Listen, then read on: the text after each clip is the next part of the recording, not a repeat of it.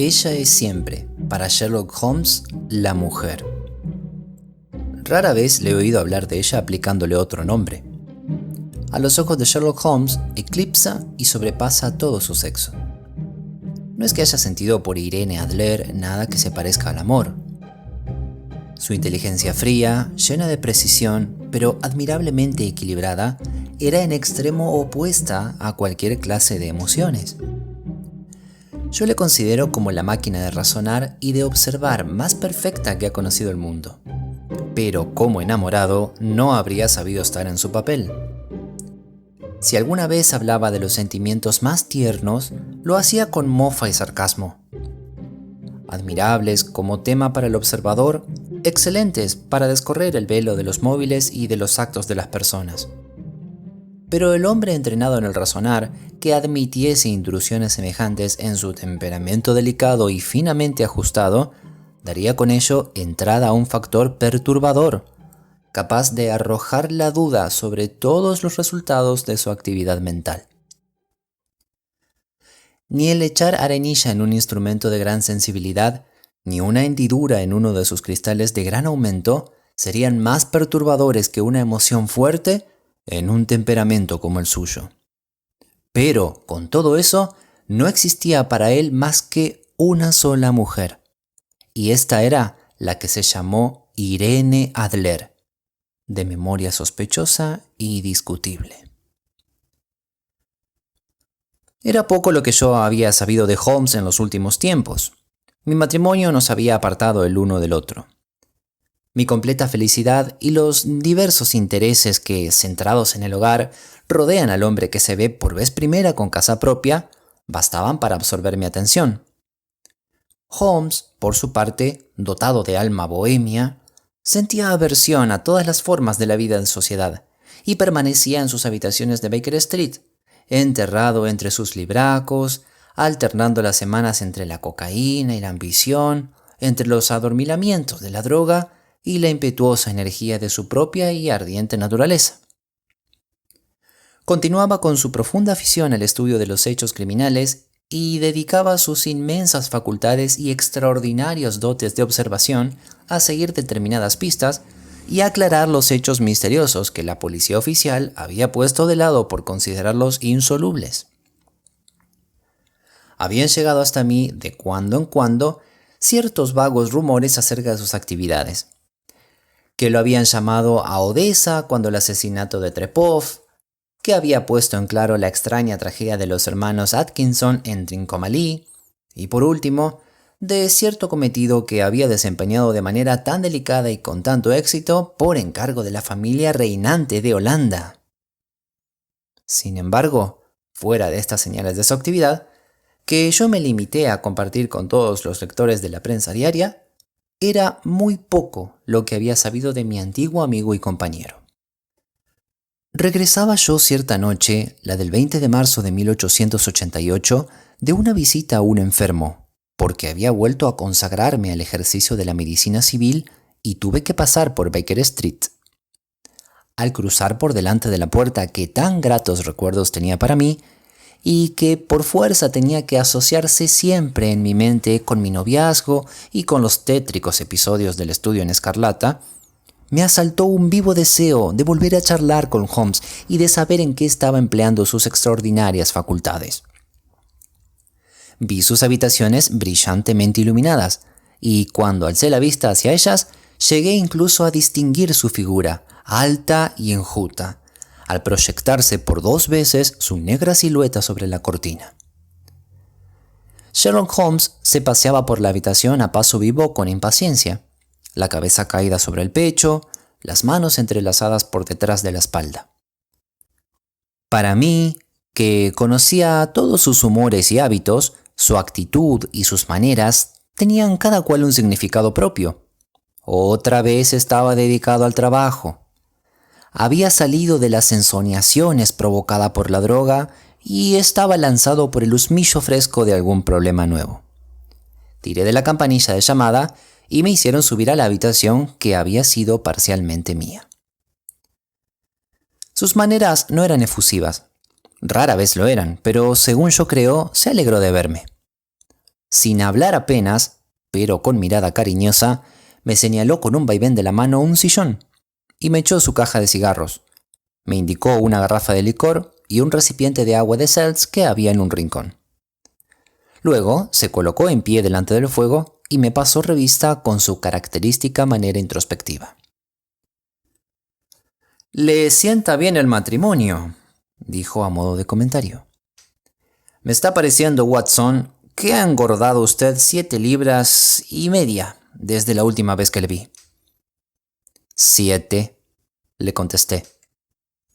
«Pues la verdad yo habría dicho que un poquitín más. Yo creo, Watson, que un poquitín más. Y por lo que veo, otra vez ejerciendo la medicina. No me había dicho usted que tenía el propósito de volver a su trabajo». «Pero, ¿cómo lo sabe usted?» «Lo estoy viendo, lo deduzco». «¿Cómo sé que últimamente ha cogido usted mucha humedad y que tiene a su servicio una doméstica torpe y descuidada?» «Mi querido Holmes», le dije, «esto es demasiado. De haber vivido usted hace unos cuantos siglos, con seguridad que habría acabado en la hoguera. Es cierto que el jueves pasado tuve que hacer una excursión al campo y que regresé a mi casa todo sucio, pero como no es esta la ropa que llevaba, no puedo imaginarme de qué saca usted esa deducción. En cuanto a marihuana, sí que es una muchacha incorregible, y por eso mi mujer le ha dado ya el aviso de despido. Pero tampoco sobre ese detalle consigo imaginarme de qué manera llega usted a razonarlo». Sherlock Holmes se rió por lo bajo y se frotó las manos, largas y nerviosas. «Es la cosa más sencilla», dijo. «La vista me dice que en la parte interior de su zapato izquierdo, precisamente en el punto en que se proyecta la claridad del fuego de la chimenea, está el cuero marcado por 6 cortes casi paralelos. Es evidente que han sido producidos por alguien que ha rascado sin ningún cuidado el borde de la suela todo alrededor para arrancar el barro seco. Eso me dio pie para mi doble deducción de que había salido usted con mal tiempo y de que tiene un ejemplar de doméstica londinense que rasca las botas con verdadera mala hazaña. En lo referente al ejercicio de la medicina, cuando entra un caballero en mis habitaciones oliendo a cloroformo y veo en uno de los costados de su sombrero de copa un bulto saliente que me indica dónde ha escondido su estetoscopio, tendría yo que ser muy torpe para no dictaminar que se trata de un miembro en activo de la profesión médica. No pude menos que reírme de la facilidad con que explicaba el proceso de sus deducciones y le dije: «Siempre que le oigo aportar sus razones, me parece todo tan ridículamente sencillo que yo mismo podría haberlo hecho con facilidad, aunque en cada uno de los casos me quedo desconcertado hasta que me explica todo el proceso que ha seguido. Y sin embargo, creo que tengo tan buenos ojos como usted». «Así es, en efecto», me contestó, encendiendo un cigarrillo y dejándose caer en un sillón. «Usted ve, pero no se fija. Es una distinción clara. Por ejemplo, usted ha visto con frecuencia los escalones para subir desde el vestíbulo a este cuarto». «Muchas veces». «¿Cómo cuántas?» «Centenares de veces». «Dígame entonces cuántos escalones hay». «¿Cuántos? Pues no lo sé». «Lo que yo le decía, usted ha visto, pero no se ha fijado. Ahí es donde yo hago hincapié. Pues bien, yo sé que hay 17 escalones, porque los he visto y al mismo tiempo me he fijado. A propósito, ya que le interesan a usted estos pequeños problemas, y puesto que ha llevado su bondad hasta hacer la crónica de 1 o 2 de mis insignificantes experimentos, quizá sienta interés por este». Me tiró desde donde él estaba una hoja de papel de cartas grueso y de color de rosa, que había estado hasta ese momento encima de la mesa, y añadió: «Me llegó por el último correo. Léala en voz alta». Era una carta sin fecha, sin firma y sin dirección. Decía: «Esta noche, a las 8 menos cuarto, irá a visitar a usted un caballero que desea consultarle sobre un asunto del más alto interés. Los recientes servicios que ha prestado usted a una de las casas reinantes de Europa han demostrado que es usted la persona a la que se puede confiar asuntos cuya importancia no es posible exagerar. En esta referencia sobre usted coinciden las distintas fuentes en que nos hemos informado. Esté usted en sus habitaciones a la hora que se le indica y no tome a mal que el visitante se presente enmascarado. Este sí que es un caso misterioso, comenté yo. ¿Qué cree usted que hay detrás de esto? No poseo todavía datos. Constituye un craso error el teorizar sin poseer datos. Uno empieza de manera insensible a retorcer los hechos para acomodarlos a sus hipótesis, en vez de acomodar las hipótesis a los hechos. Pero, circunscribiéndonos a la carta misma, ¿qué saca usted de ella? Yo examiné con gran cuidado la escritura y el papel. Puede presumirse que la persona que ha escrito esto ocupa una posición desahogada, hice notar, esforzándome por imitar los procedimientos de mi compañero. Es un papel que no se compra a menos de media corona el paquete. Su cuerpo y su rigidez son característicos. Ha dicho usted la palabra exacta, característicos, comentó Holmes. Ese papel no es en modo alguno inglés. Póngalo al trasluz. Así lo hice, y vi una E mayúscula con una G minúscula, una P y una G mayúscula seguida de una T minúscula, entrelazadas en la fibra misma del papel. ¿Qué saca usted de eso?, preguntó Holmes. Debe ser el nombre del fabricante, o mejor dicho, su monograma. De ninguna manera. La G mayúscula con T minúscula equivale a Gesellschaft, que en alemán quiere decir compañía. Es una abreviatura de nuestra CIA. La P es, desde luego, paper. Veamos las letras EG. Echemos un vistazo a nuestro diccionario geográfico. Bajó de uno de los estantes un pesado volumen pardo y continuó. Eglonitz. Aquí lo tenemos, Egria. Es una región de Bohemia en la que se habla alemán, no lejos de Karlsbad. Es notable por haber sido el escenario de la muerte de Wallenstein y por sus muchas fábricas de cristal y de papel. ¡Ajá, amigo mío! ¿Qué saca usted de ese dato? Le centelleaban los ojos y envió hacia el techo una gran nube triunfal del llamo azul de su cigarrillo. El papel ha sido fabricado en Bohemia, le dije. Exactamente. Y la persona que escribió la carta es alemana, como puede deducirse de la manera de redactar una de sus sentencias.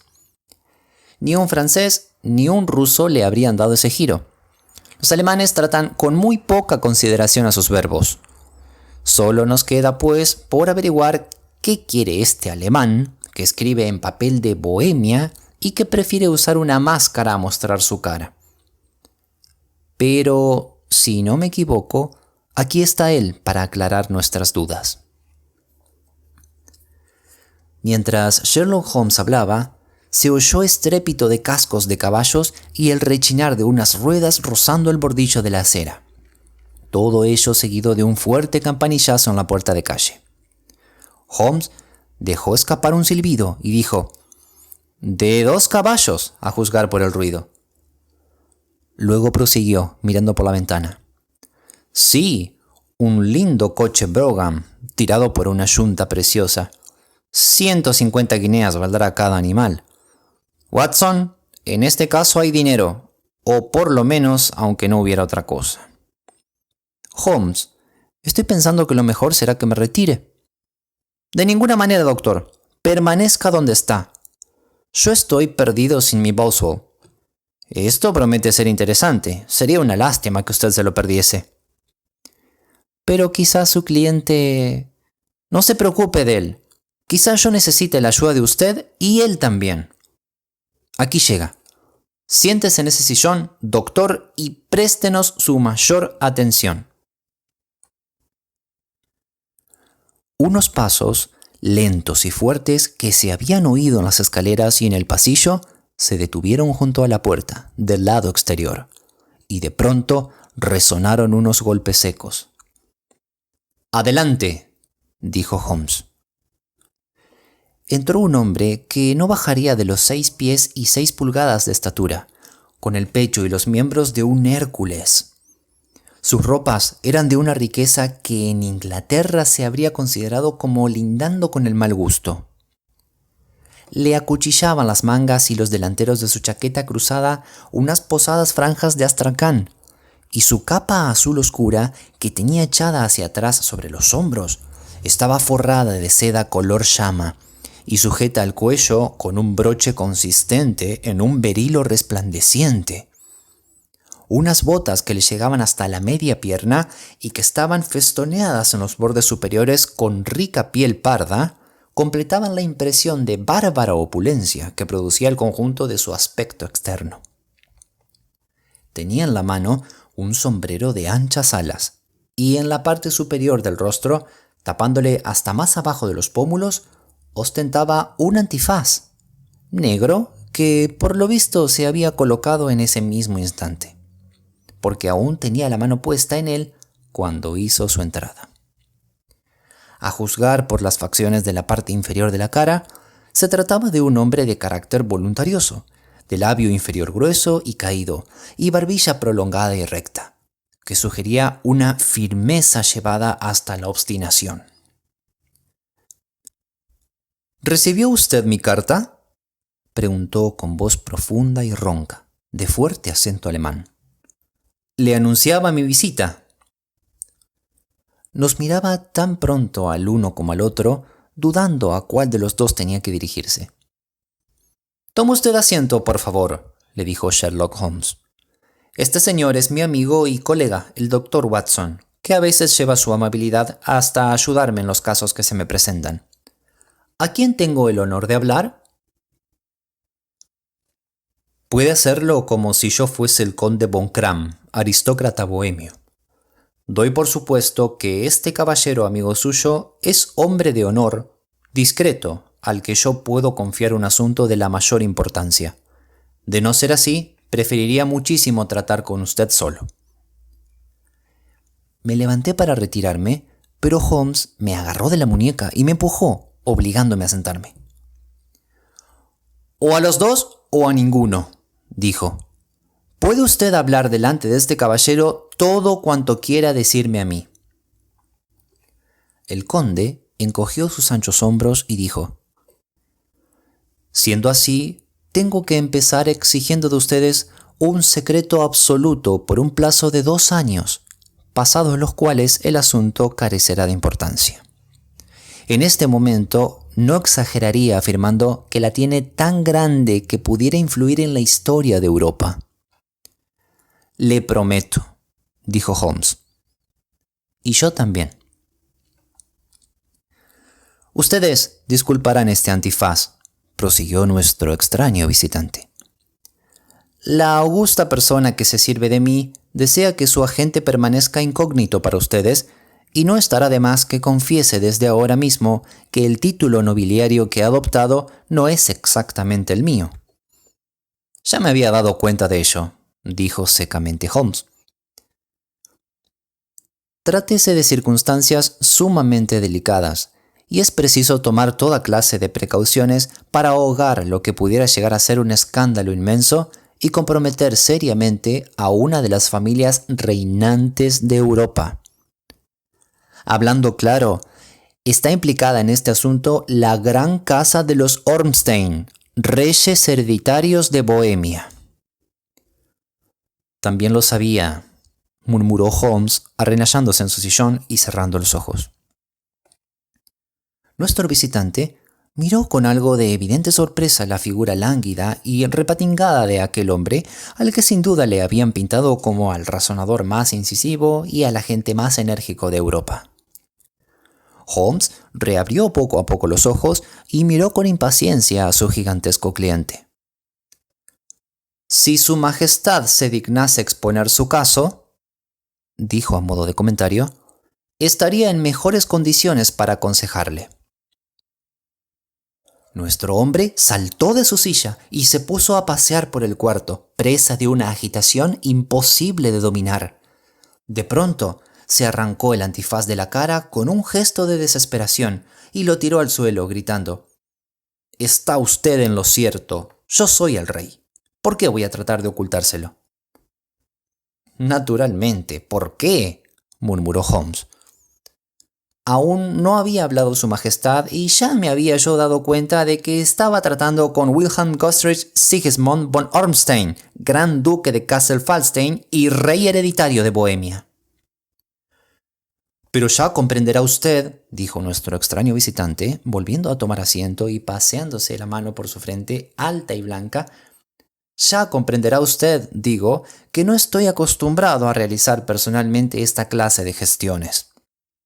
Se trataba, sin embargo, de un asunto tan delicado que no podía confiárselo a un agente mío sin entregarme en sus manos. He venido bajo incógnito desde Praga con el propósito de consultar con usted». «Pues entonces consúlteme», dijo Holmes, volviendo una vez más a cerrar los ojos. He aquí los hechos brevemente expuestos. Hará unos 5 años, y en el transcurso de una larga estancia mía en Varsovia, conocí a la célebre aventurera Irene Adler. Con seguridad que ese nombre le será familiar a usted. «Doctor, tenga la amabilidad de buscarla en el índice», murmuró Holmes sin abrir los ojos. Venía haciendo extractos de párrafos referentes a personas y cosas, y era difícil tocar un tema o hablar de alguien sin que él pudiera suministrar en el acto algún dato sobre los mismos. En el caso actual, encontré la biografía de aquella mujer, emparedada entre la de un rabino hebreo y la de un oficial administrativo de la Marina, autor de una monografía acerca de los peces abismales. «Déjeme ver», dijo Holmes.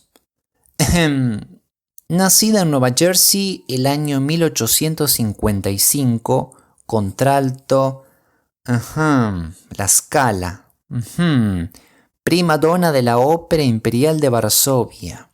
Eso es. Retirada de los escenarios de ópera. Vive en Londres, justamente. Según tengo entendido, Su Majestad se enredó con esta joven, le escribió ciertas cartas comprometedoras y ahora desea recuperarlas». «Exactamente, pero ¿cómo? ¿Hubo un matrimonio secreto?» «En absoluto». «¿Ni papeles o certificados legales?» «Ninguno». «Pues entonces no alcanzo a ver a dónde va a parar Su Majestad. En el caso de que esta joven exhibiese cartas para realizar un chantaje o con otra finalidad cualquiera, ¿cómo iba ella a demostrar su autenticidad?» «Está la letra». «Puf, falsificada». «Mi papel especial de cartas». «Robado». «Mi propio sello». «Imitado». «Mi fotografía». «Comprada». «En la fotografía estamos los dos». «Vaya, eso sí que está mal. Su Majestad cometió desde luego una indiscreción». «Estaba fuera de mí, loco». «¿Se ha comprometido seriamente?» «Entonces yo no era más que príncipe heredero, y además joven. Hoy mismo no tengo sino 30 años. Es preciso recuperar esa fotografía». «Lo hemos intentado y fracasamos». «Su Majestad tiene que pagar. Es preciso comprar esa fotografía». «Pero ella no quiere venderla». «Hay que robársela entonces». «Hemos realizado 5 tentativas. Ladrones a sueldo mío registraron su casa de arriba abajo por 2 veces. En otra ocasión, mientras ella viajaba, sustrajimos su equipaje. Le tendimos heladas 2 veces más, siempre sin resultado». «¿No encontraron rastro alguno de la foto?» «En absoluto». Holmes se echó a reír y dijo: «He ahí un problemita peliagudo». «Pero muy serio para mí», le replicó en tono de reconvención el rey. Muchísimo, desde luego. Pero, ¿qué se propone hacer ella con esa fotografía? Arruinarme. ¿Cómo? Estoy en vísperas de contraer matrimonio. Eso tengo entendido. Con Clotilde Lothar von Saxe-Meiningen, hija segunda del rey de Escandinavia. Quizá sepa usted que es una familia de principios muy estrictos, y ella misma es la esencia de la delicadeza. Bastaría una sombra de duda acerca de mi conducta para que todo se viniese abajo. ¿Y qué dice Irene Adler? Amenaza con enviarles la fotografía. Y lo hará. Estoy seguro de que lo hará. Usted no la conoce. Tiene un alma de acero. Posee el rostro de la más hermosa de las mujeres y el temperamento del más resuelto de los hombres. Es capaz de llegar a cualquier extremo antes de consentir que yo me case con otra mujer. ¿Está seguro de que no la ha enviado ya? Lo estoy. ¿Por qué razón? Porque ella aseguró que la enviará el día mismo en que se haga público el compromiso matrimonial. Y eso ocurrirá el lunes próximo. Entonces tenemos por delante 3 días más, exclamó Holmes, bostezando. Es una suerte porque en este mismo instante traigo entre manos un par de asuntos de verdadera importancia. Supongo que Su Majestad permanecerá por ahora en Londres, ¿no es así? Desde luego, usted me encontrará en el Lagan, bajo el nombre de Conde von Kram. Le haré llegar unas líneas para informarle de cómo llevamos el asunto. Hágalo así, se lo suplico, porque vivo en una pura ansiedad. Otra cosa, ¿y la cuestión de dinero? Tiene usted carte blanche. ¿Sin limitaciones? Le aseguro que daría una provincia de mi reino por tener en mi poder la fotografía. ¿Y para gastos de momento?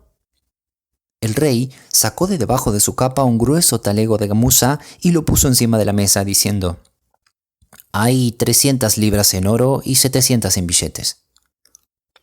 Holmes garrapateó en su cuaderno un recibo y se lo entregó. ¿Y la dirección de esa señorita?, preguntó.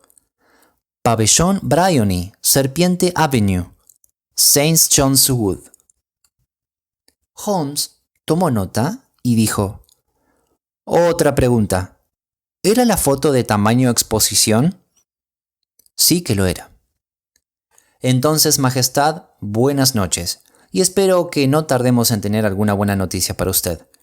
Y a usted también, Watson, buenas noches. Agregó así que rodaron en la calle las ruedas del Brougham Real. Si tuviese la amabilidad de pasarse por aquí mañana por la tarde a las 3, me gustaría charlar con usted de este asuntito. A las 3 en punto me encontraba yo en Baker Street, pero Holmes no había regresado todavía.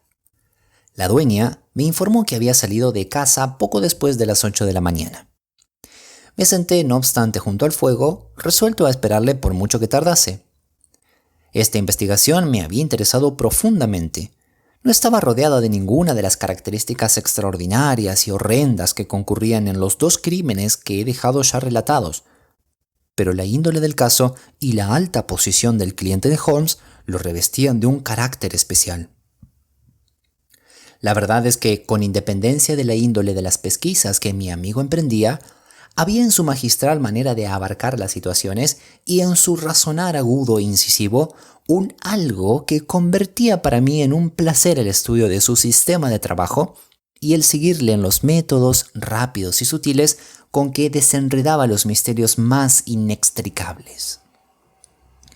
Me hallaba yo tan habituado a verle triunfar que ni siquiera me entraba en la cabeza la posibilidad de un fracaso suyo. Eran ya cerca de las 4 cuando se abrió la puerta y entró en la habitación un mozo de caballos, con aspecto de borracho, desaseado, de puntillas largas, cara abogatada y ropas indecorosas. A pesar de hallarme acostumbrado a la asombrosa habilidad de mi amigo para el empleo de disfraces, tuve que examinarlo muy detenidamente antes de cerciorarme de que era él esa persona.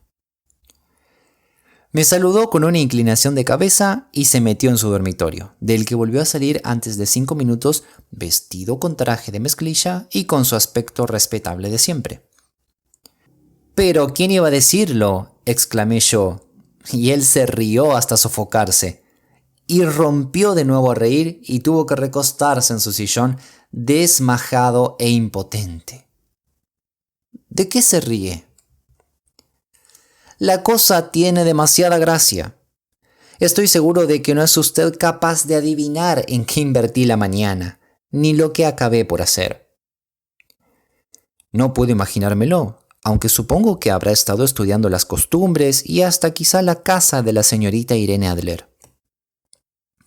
«Exactamente, pero las consecuencias que se me originaron han sido bastante fuera de lo corriente. Se lo voy a contar. Salí esta mañana de casa poco después de las 8, caracterizado de mozo de caballos, en busca de colocación. Existe entre la gente de caballerizas una asombrosa simpatía y hermandad masónica. Sea usted uno de ellos y sabrá todo lo que hay que saber. Pronto di con el pabellón Briony. Es una joyita de chalet, con jardín en la parte posterior, pero con su fachada de 2 pisos construida en línea con la calle. La puerta tiene cerradura sencilla. A la derecha hay un cuarto de estar, bien amueblado, con ventanas largas que llegan casi hasta el suelo y que tienen anticuados cierres ingleses de ventana, que cualquier niño es capaz de abrir. En la fachada posterior no descubrí nada de particular, salvo que la ventana del pasillo puede alcanzarse desde el techo del edificio de la cochera. Caminé alrededor de la casa y lo examiné todo cuidadosamente, y desde todo punto de vista, aunque sin descubrir ningún otro detalle de interés. Luego me fui paseando descansadamente calle adelante y descubrí, tal como yo pensaba, unos establos en una travesía que corre a lo largo de uno de los tepes del jardín. Eché una mano a los mozos de cuadra en la tarea de almohazar los caballos y me lo pagaron con 2 peniques, un vaso de la mitad y mitad, 2 rellenos de la cacelota de mi pipa con mal tabaco y todos los informes que yo podía apetecer acerca de la señorita Adler, sin contar con los que me dieron acerca de otra media docena de personas de la vecindad, en las cuales yo no tenía ningún interés, pero que no tuve más remedio que escuchar. «¿Y qué supo de Irene Adler?», le pregunté. «Pues verá usted, tiene locos a todos los hombres que viven por allí. Es la cosa más linda que haya bajo un sombrero en todo el planeta. Así aseguran, como un solo hombre, todos los de las caballerizas de Serpentín. Lleva una vida tranquila, canta en conciertos, sale todos los días en carruaje a las 5 y regresa a las 7 en punto para cenar. Salvo cuando tiene que cantar, es muy raro que haga otras salidas. Solo es visitada por un visitante varón, pero lo es con mucha frecuencia. Es un hombre moreno, hermoso, impetuoso. No se pasa un día sin que la visite, y en ocasiones lo hace 2 veces el mismo día. Es un tal señor Godfrey Norton del Colegio de Abogados de Inner Temple. Fíjese en todas las ventajas que ofrece para ser confidente el oficio de cochero. Estos que me hablaban lo habían llevado a su casa una docena de veces, desde las caballerizas de Serpentín, y estaban al cabo de la calle sobre su persona. Una vez que me hube enterado de todo cuanto podían decirme, me dediqué otra vez a pasearme calle arriba y calle abajo por cerca del pabellón Briony, y a trazarme mi plan de campaña. Este Godfrey Norton jugaba sin duda un gran papel en el asunto. Era abogado, lo cual sonaba de una manera ominosa. ¿Qué clase de relaciones existía entre ellos y qué finalidad tenían sus repetidas visitas? ¿Era ella cliente, amiga o amante suya? En el primero de estos casos era probable que le hubiese entregado a él la fotografía. En el último de los casos ya resultaba menos probable. De lo que resultase dependía el que yo siguiese con mi labor en el pabellón Briony o volviese mi atención a las habitaciones de aquel caballero en el Temple. Era un punto delicado y que ensanchaba el campo de mis investigaciones. Me temo que le estoy aburriendo a usted con todos estos detalles, pero si usted ha de hacerse cargo de la situación, es preciso que yo le exponga mis pequeñas dificultades. Le sigo a usted con gran atención, le contesté. Aún seguía sopesando el tema en mi mente cuando se detuvo delante del pabellón Bryony un coche de un caballo y saltó fuera de él un caballero. Era un hombre de extraordinaria belleza, moreno, aguileño, de bigotes, sin duda el hombre del que me habían hablado. Parecía tener mucha prisa. Gritó al cochero que esperase e hizo a un lado con el brazo a la doncella que le abrió la puerta, con el aire de quien entra a su casa. Permaneció en el interior cosa de media hora y yo pude captar rápidas visiones de su persona. Al otro lado de las ventanas del cuarto de estar, se paseaba de un lado para otro, hablaba animadamente y agitaba los brazos. A ella no conseguí verla. De pronto volvió a salir aquel hombre con muestras de llevar aún más prisa que antes. Al subir al coche, sacó un reloj de oro del bolsillo y miró la hora con gran ansiedad. «Salga como una exhalación», gritó. «Primero a Gross y Hankey en Reagan Street y después a la iglesia de Santa Mónica en Edward Road. Hay media guinea para usted si lo hace en 20 minutos». Allá se fueron, y cuando yo estaba preguntándome si no haría bien en seguirlos, veo venir por la travesía un elegante landó pequeño, cuyo cochero traía aún a medio abrochar la chaqueta y el nudo de la corbata debajo de la oreja, mientras que los extremos de las correas de su atalaje saltan fuera de las hebillas. Ni siquiera tuvo tiempo de parar delante de la puerta cuando salió ella del vestíbulo como una flecha y subió al coche. No hice sino verla un instante, pero me di cuenta de que era una mujer adorable, con una cara como para que un hombre se dejase matar por ella. «A la iglesia de Santa Mónica, John», le gritó, «y hay para ti medio soberano si llegas en 20 minutos». «Watson, aquello era demasiado bueno para perdérselo». Estaba yo calculando qué me convenía más, si echar a correr o colgarme de la parte trasera del landó. Pero en ese instante vi acercarse por la calle a un coche de alquiler. El cochero miró y remiró al ver un cliente tan desaseado, pero yo salté dentro sin darle tiempo a que pusiese inconvenientes y le dije: «A la iglesia de Santa Mónica, y hay para ti medio soberano si llegas en 20 minutos».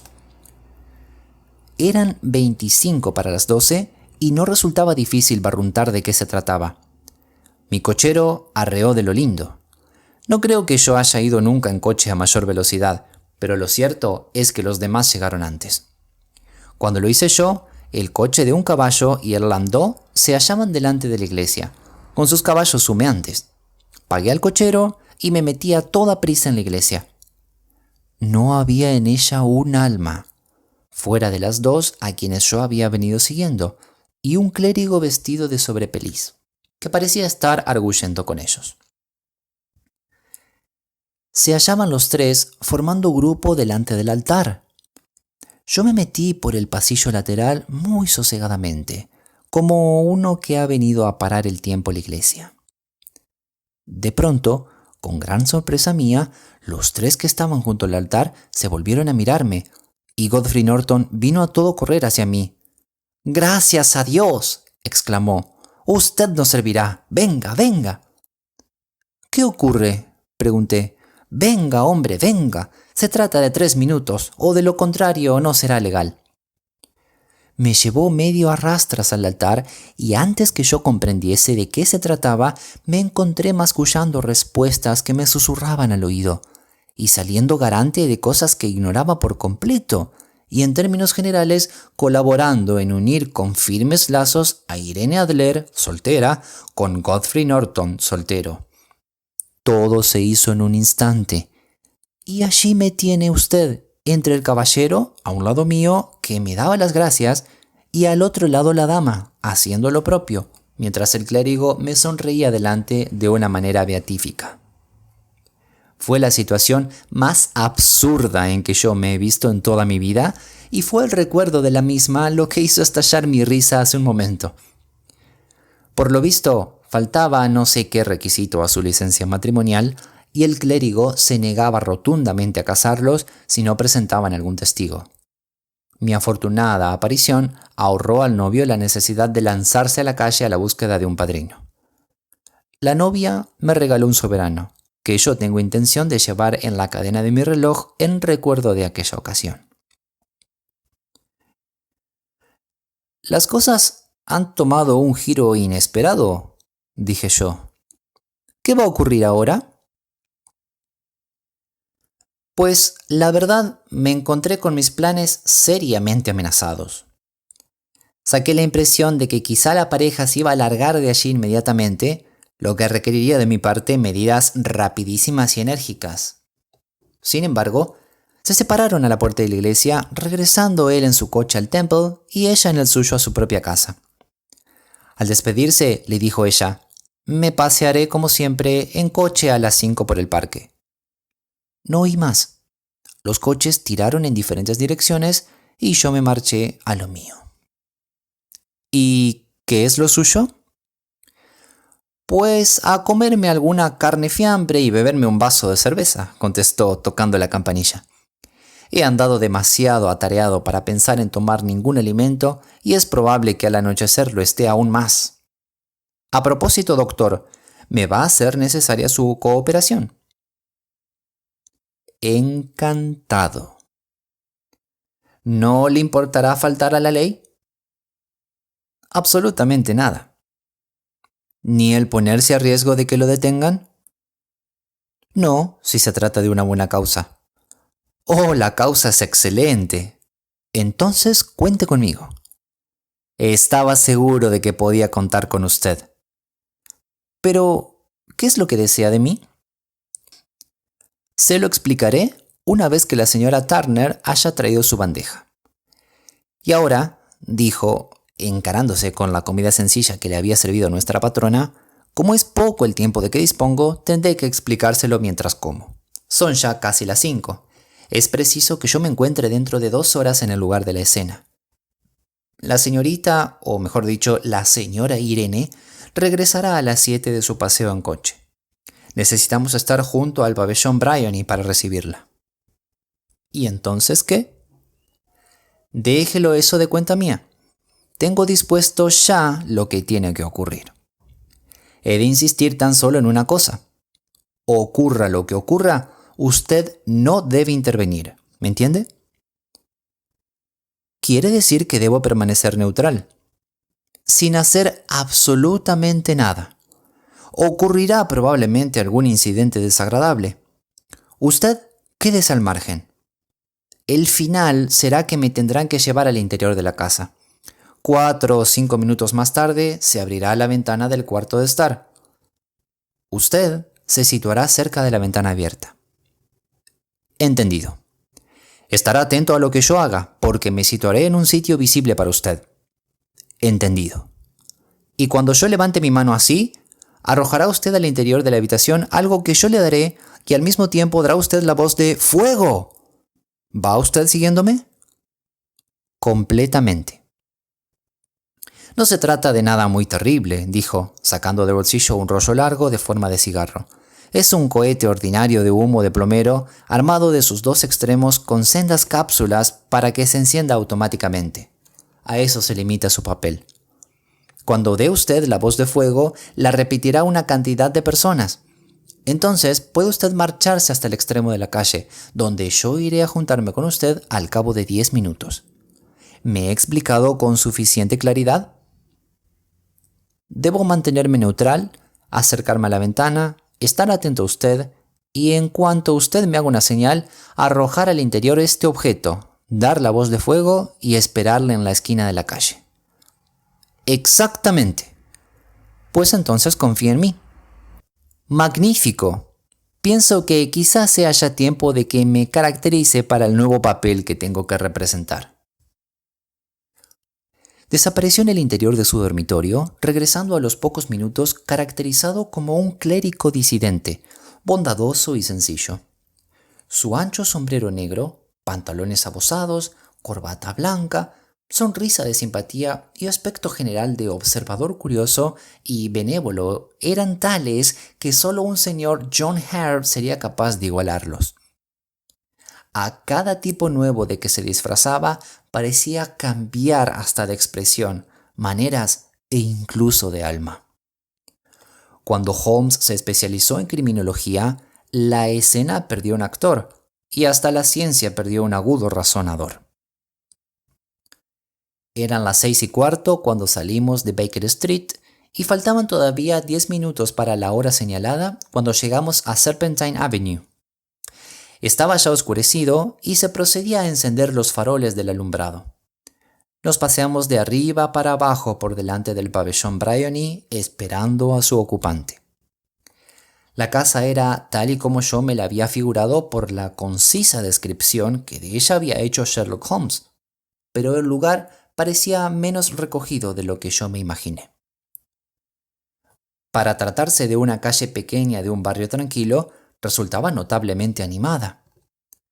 Había en una esquina un grupo de hombres mal vestidos que fumaban y se reían, 2 soldados de la guardia flirteando con una niñera, un afilador con su rueda y varios jóvenes bien trajeados que se paseaban tranquilamente con el cigarro en la boca.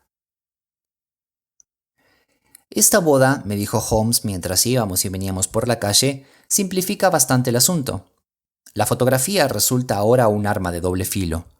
Es probable que ella sienta la misma aversión a que sea vista por el señor Godfrey Norton como nuestro cliente a que la princesa la tenga delante de los ojos.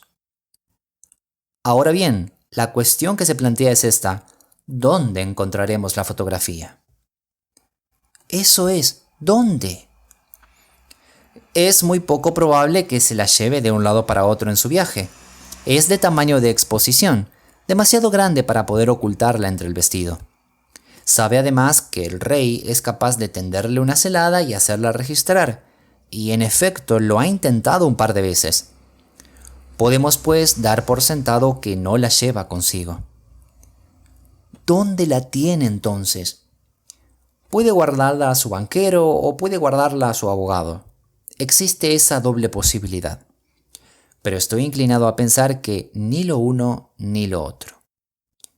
Las mujeres son por naturaleza aficionadas al encubrimiento, pero les gusta ser ellas mismas las encubridoras. ¿Por qué razón habría de entregarla a otra persona? Podía confiar en sí misma como guardadora, pero no sabía qué influencias políticas, directas o indirectas, podrían llegar a emplearse para hacer fuerza sobre un hombre de negocios. Tenga usted además en cuenta que ella había tomado la resolución de servirse de la fotografía dentro de unos días. Debe pues encontrarse en un lugar en que le sea fácil echar mano de la misma. Debe de estar en su propio domicilio. Pero la casa ha sido asaltada y registrada por 2 veces. Bah, no supieron registrar debidamente. ¿Y cómo lo hará usted? Yo no haré registros. ¿Qué hará, pues? Haré que ella misma me indique el sitio. ¿Se negará? No podrá, pero ya oigo traqueteo de ruedas. Es su coche. Tenga cuidado con cumplir mis órdenes al pie de la letra. Mientras él hablaba, aparecieron, doblando la esquina de la avenida, las luces laterales de un coche. Era este un bonito y pequeño landau, que avanzó con estrépito hasta detenerse delante de la puerta del pabellón Bryony. Uno de los vagabundos se echó a correr para abrir la puerta del coche y ganarse de ese modo una moneda. Pero otro, que se había lanzado a hacer lo propio, lo apartó violentamente. Esto dio lugar a una furiosa riña que atizaron aún más los 2 soldados de la guardia que se pusieron de parte de uno de los 2 vagabundos, y el afilador que tomó con igual calor partido por el otro. Alguien dio un puñetazo y en un instante la dama, que se apeaba del coche, se vio en el centro de un pequeño grupo de hombres que reñían acaloradamente y que se acometían de una manera salvaje con puños y palos. Holmes se precipitó en medio del zafarrancho para proteger a la señora, pero en el instante mismo en que llegaban hasta ella, dejó escapar un grito y cayó al suelo con la cara convertida en un manantial de sangre. Al ver aquello, Los soldados de la guardia pusieron pies en polvorosa por un lado y los vagabundos hicieron lo propio por el otro, mientras que cierto número de personas bien vestidas que habían sido testigos de la trifulca, sin tomar parte de la misma, se apresuraron a acudir en ayuda de la señora y en socorro del herido. Irene Adler, seguiré llamándola por ese nombre, se había apresurado a subir la escalinata de su casa, pero se detuvo en el escalón superior y se volvió para mirar a la calle, mientras su figura espléndida se dibujaba sobre el fondo de las luces del vestíbulo. ¿Es importante la herida de ese buen caballero?, preguntó. «¡Está muerto!», gritaron varias voces.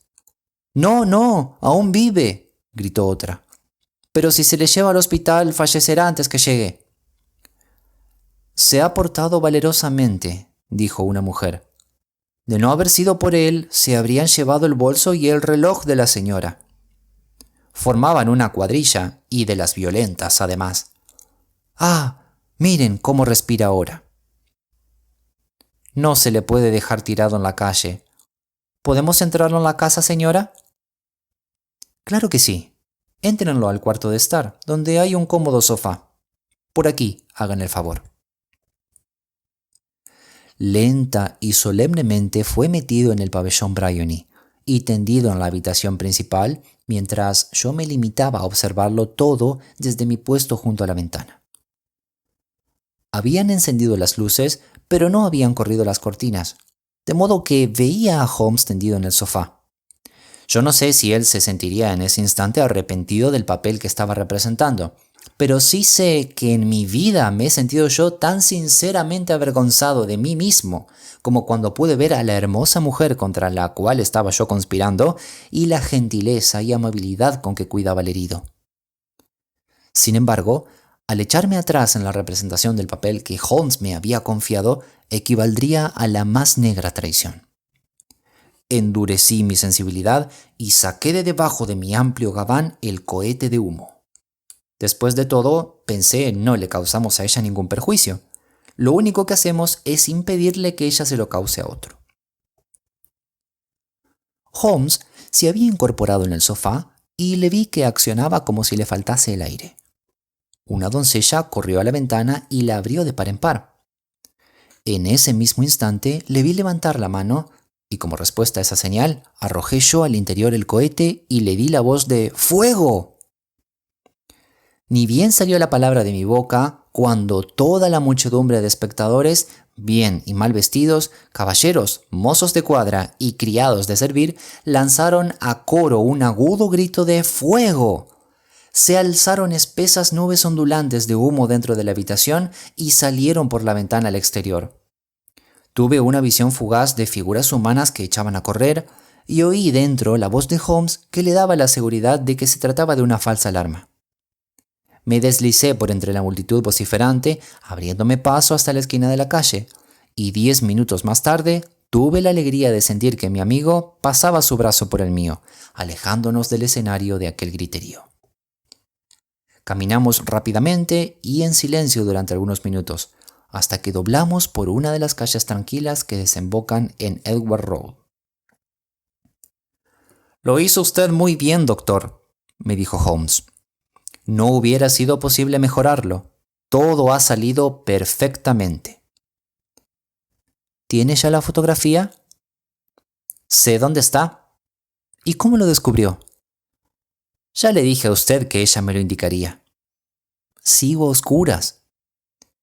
«No quiero hacer del asunto un misterio», exclamó riéndose. «Era una cosa sencilla. Ya se daría usted cuenta de que todos cuantos estaban en la calle eran cómplices. Los había contratado para la velada». Lo barrunté. Pues cuando se armó la trifulca, yo ocultaba en la mano una pequeña cantidad de pintura roja, húmeda. Me abalancé, caí, me di con fuerza en la cara con la palma de la mano y ofrecí un espectáculo que movía con pasión. Es un truco ya viejo.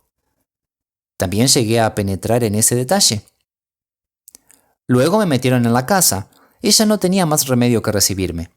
¿Qué otra cosa podía hacer? Y tuvo que recibirme en el cuarto de estar, es decir, en la habitación misma en que yo sospechaba que se encontraba la fotografía. O allí o en su dormitorio. Y yo estaba resuelto a ver en cuál de los dos. Me tendieron en el sofá, hice como que me ahogaba, no tuvieron más remedio que abrir la ventana y tuvo usted de ese modo su oportunidad. ¿Y de qué le sirvió mi acción? De ella dependía todo. Cuando una mujer cree que su casa está ardiendo, el instinto la lleva a precipitarse hacia el objeto que tiene más aprecio. Es un impulso irresistible del que más de una vez me he aprovechado. Recurrí a él cuando el escándalo de la suplantación de Darlington y en el del castillo de Arnsworth. Si la mujer es casada, corre a coger en brazos a su hijito. Si es soltera, corre en busca de su estuche de joyas. Pues bien, era evidente para mí que nuestra dama de hoy no guardaba en casa nada que fuese más precioso para ella que lo que nosotros buscábamos. La alarma, simulando que había estallado un fuego, se dio admirablemente.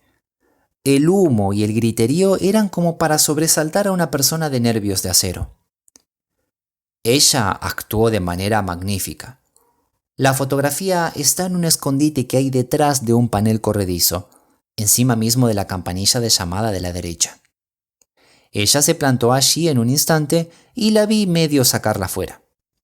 Cuando yo empecé a gritar que se trataba de una falsa alarma, volvió a colocarla en su sitio, echó una mirada al cohete, salió corriendo de la habitación y no volví a verla. Me puse en pie y dando toda clase de excusas, huí de la casa.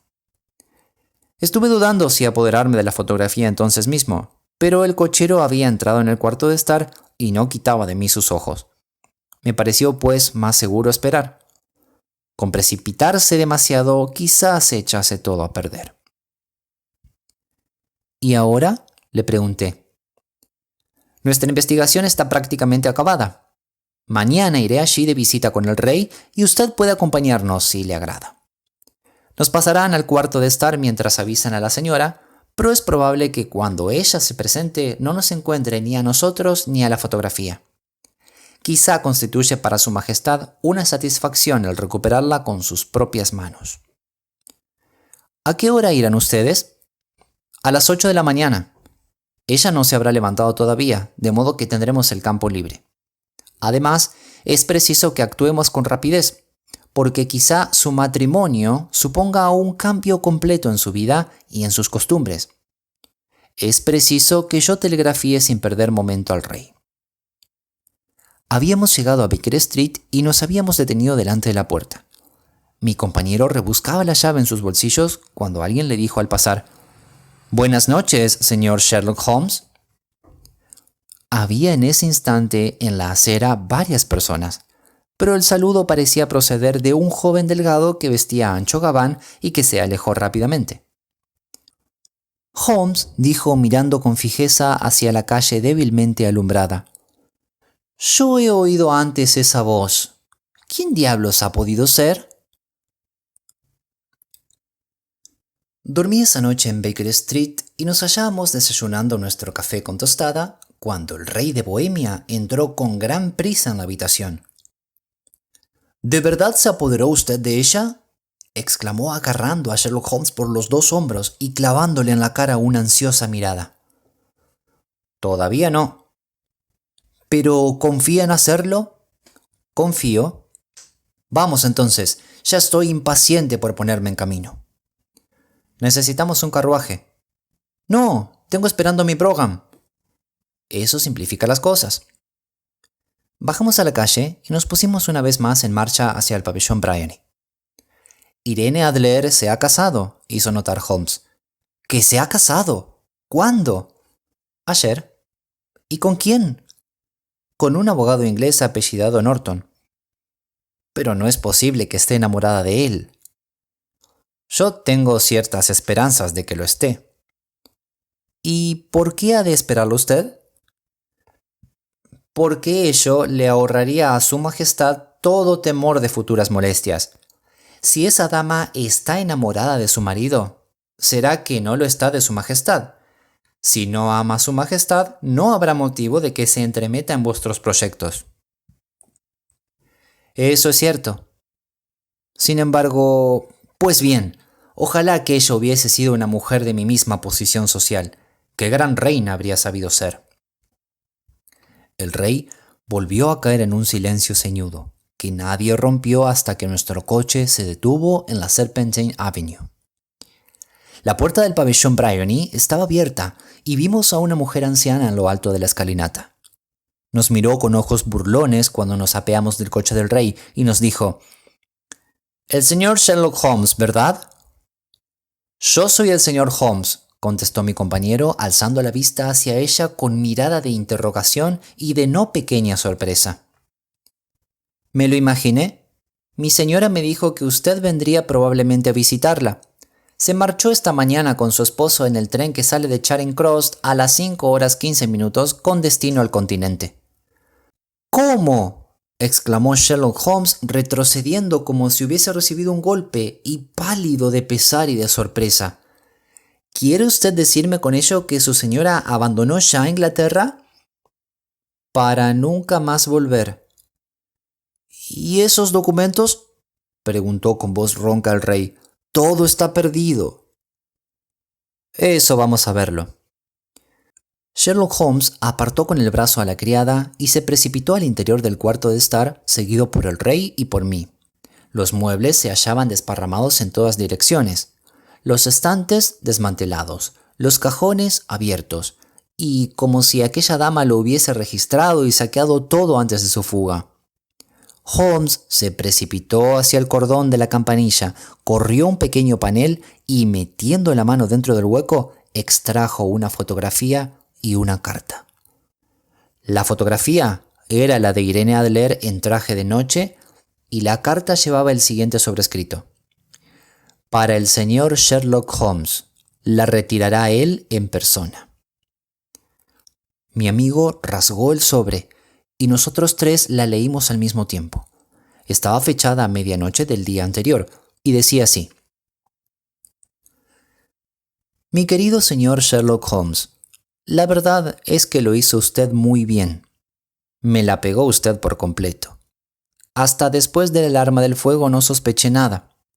Pero entonces, al darme cuenta de que yo había traicionado mi secreto, me puse a pensar.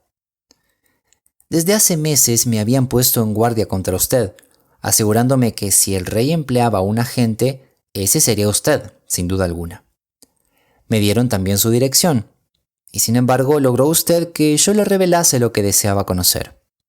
Incluso cuando se despertaron mis recelos, me resultaba duro el pensar mal de un anciano clérigo tan bondadoso y simpático.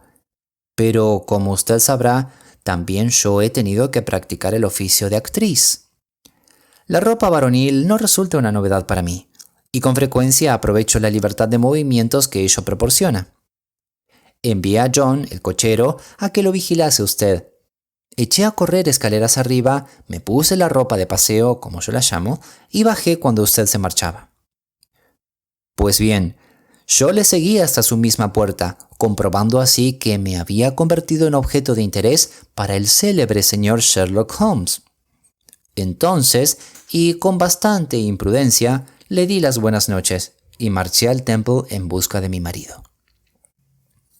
Nos pareció a los dos que lo mejor que podríamos hacer, al vernos perseguidos por tan formidable adversario, era huir.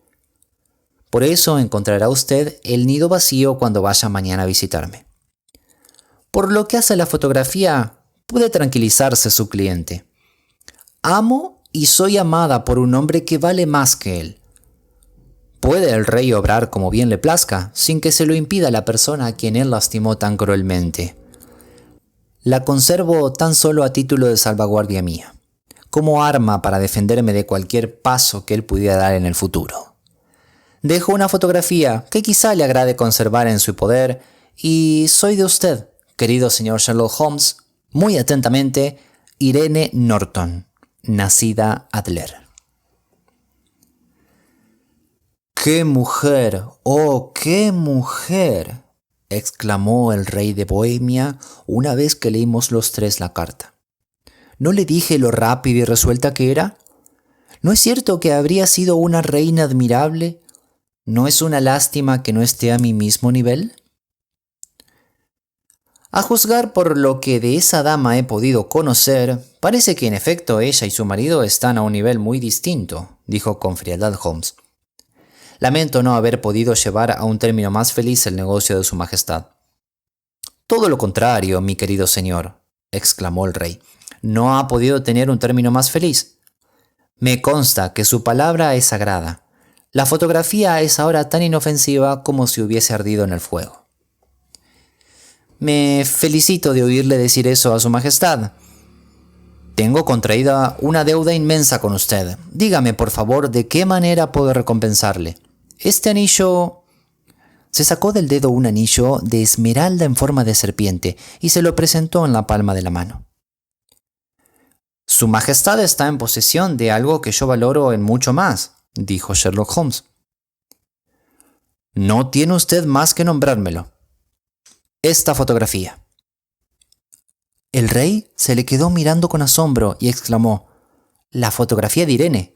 Suya es, desde luego, si así lo desea». «Doy las gracias a su majestad. De modo pues que ya no queda nada por tratar en este asunto. Tengo el honor de dar los buenos días a su majestad». Holmes se inclinó, se volvió sin darse por enterado de la mano que el rey le alargaba y echó a andar, acompañado por mí, hacia sus habitaciones. Y fue así como se cernió, amenazador, sobre el reino de Bohemia un gran escándalo, y cómo el ingenio de una mujer desbarató los planes mejor trazados de Sherlock Holmes. En otro tiempo, acostumbraba bromear a propósito de la inteligencia de las mujeres, pero ya no le he vuelto a oír expresarse de ese modo en los últimos tiempos, y siempre que habla de Irene Adler, o cuando hace referencia a su fotografía, le da el honroso título de la mujer.